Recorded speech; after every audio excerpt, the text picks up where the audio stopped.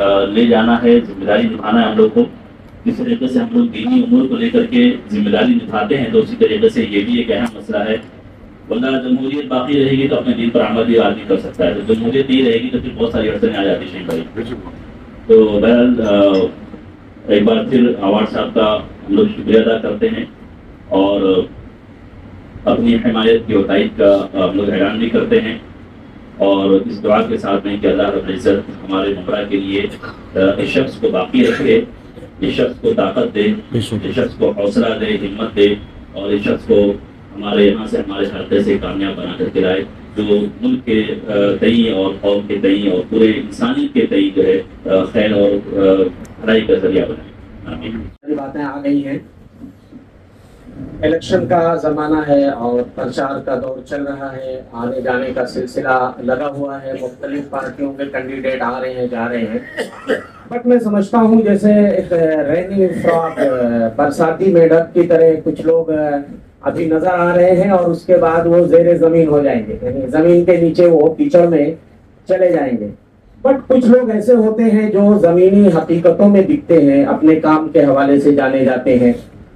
कुछ लोगों का काम बोलता है और कुछ कहने की जरूरत नहीं पड़ती है, या किसी कैंपेनिंग या प्रचार की जरूरत नहीं पड़ती।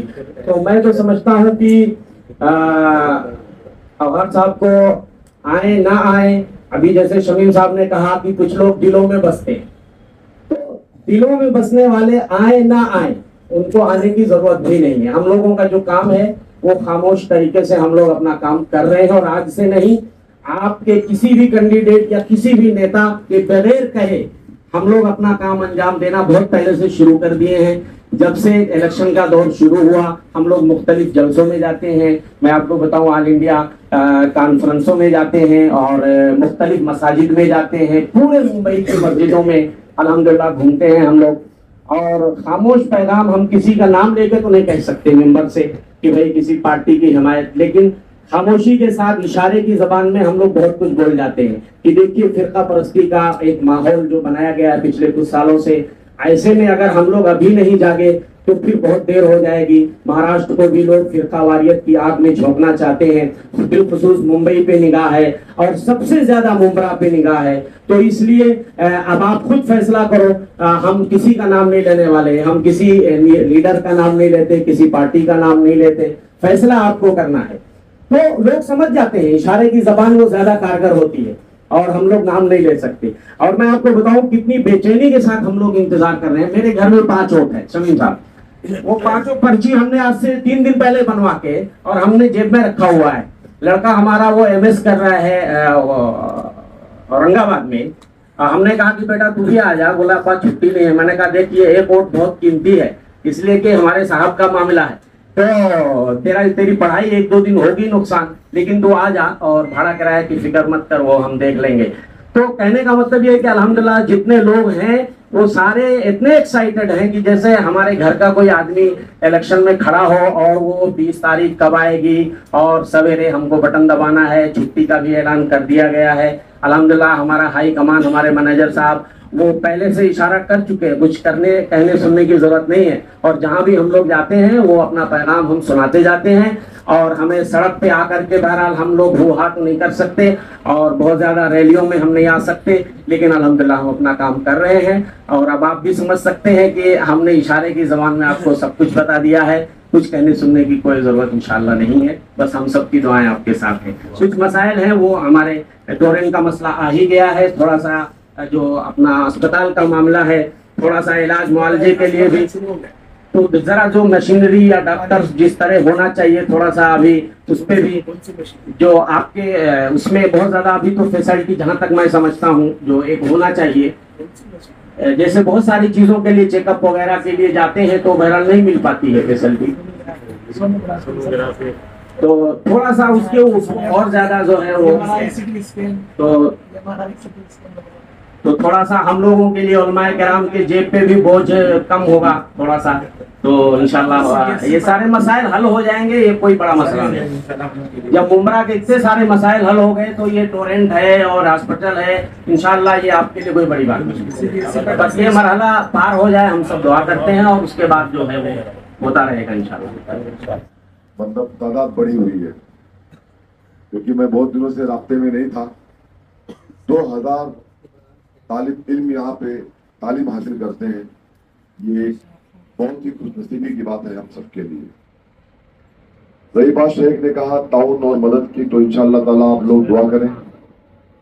चाहे वो जमीन का जो बात मौलवी साहब ने कहा, उस वक्त मुझे याद है कि मैं चुनाव के बाद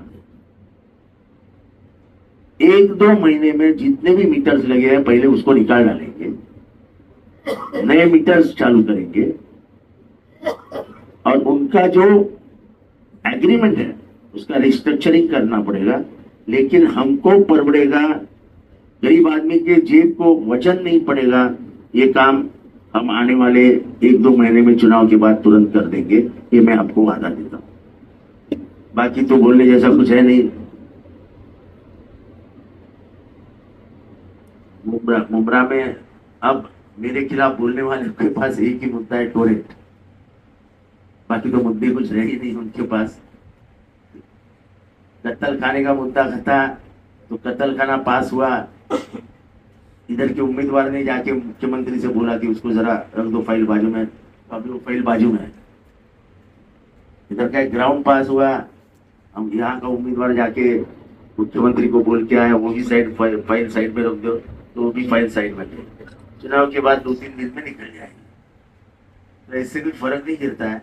ये बचपना है कि हुआ काम रुकना, ये कोई अच्छे सियासती आदमी की सोच नहीं हो सकती।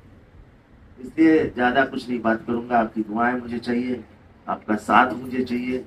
और फैजल साहब और हकीम साहब, इन्होंने दोनों ने हमेशा मेरा साथ दिया है। जब मैं जानता भी नहीं था तब इस अदारे ने मुझे समर्थन दिया है, तो मैं इनका बहुत बहुत शुक्रगुजार हूँ। और आपसे भी कहूँगा कि मेरे लिए दुआ करना ताकि मैं कामयाब हो जाऊं और कौम की लड़ाई जिस तरीके से लड़ता हूं वो लड़ने के लिए मुझे और शक्ति मिले, ताकत मिले। आपकी दुआ में से इतना ही बोल के आपको अलविदा कहता हूँ। खुदा हाफिज। मुझे गोपाल के चाचा के नाम से जानते हैं, तो मैंने फ़ोन किया व्हाट्सएप को, सर ऐसा ऐसा है, 4 घंटे से बिजली चली गई, इन्वर्टर चला गया, अब मैं क्या करूँ? अच्छा वोट डाल करो, रखना नहीं। इन्होंने उसको लगाया बिजली वाले को। उसके बाद आपने क्या बोला मैं तो बोल नहीं सकता, तुम इतनी गालियाँ दे डाला। और उसके बाद मुझसे कहते हैं कि सुना, मैंने कहा जी सुना, अभी आ जाएगी, 5 मिनट के बाद आ गई माशाल्लाह। बस